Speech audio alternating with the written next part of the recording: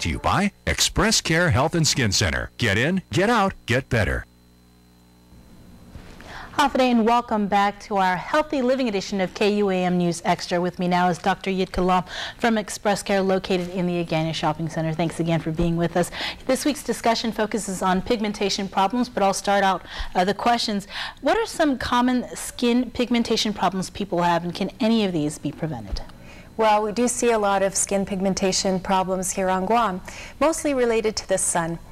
You know, an interesting thing is that 80% of the sun damage that we have as people occurs before the age of 12. So what we experience as children in terms of sun damage, sun rays affecting our skin, manifests later in our life, in our 30s and our 40s and up, as sunspots, brown spots on our face. And that's the most common thing that I tend to see, people coming in and complaining of brown pigmentation on the skin. The sun's rays make the cells produce more pigment, and over time that accumulates.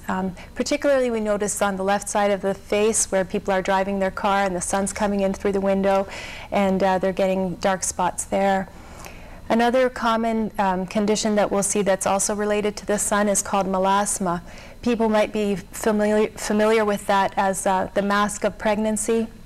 Ladies noticing that with hormonal changes they'll start to get some larger patches of brown on their face, especially on the cheeks and here over top of the lip, sometimes on the forehead also.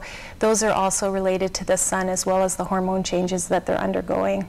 So what do you recommend then to prevent, I guess, starting with sunspots? Yes, so the most important thing to do would be to wear sunscreen and protect your children from the sun when they're very young, and to teach them to avoid sun exposure between 10 a.m. and 2 p.m. when the sun is the hottest during the day.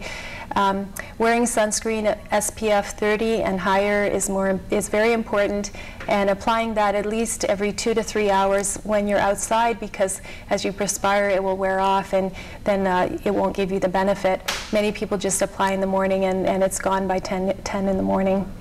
Now, how can you tell if a spot or a mole on your skin is cancerous, and what are some of the warning signs people should look out for? Okay, well, you take it back to the ABCDs that doctors look for.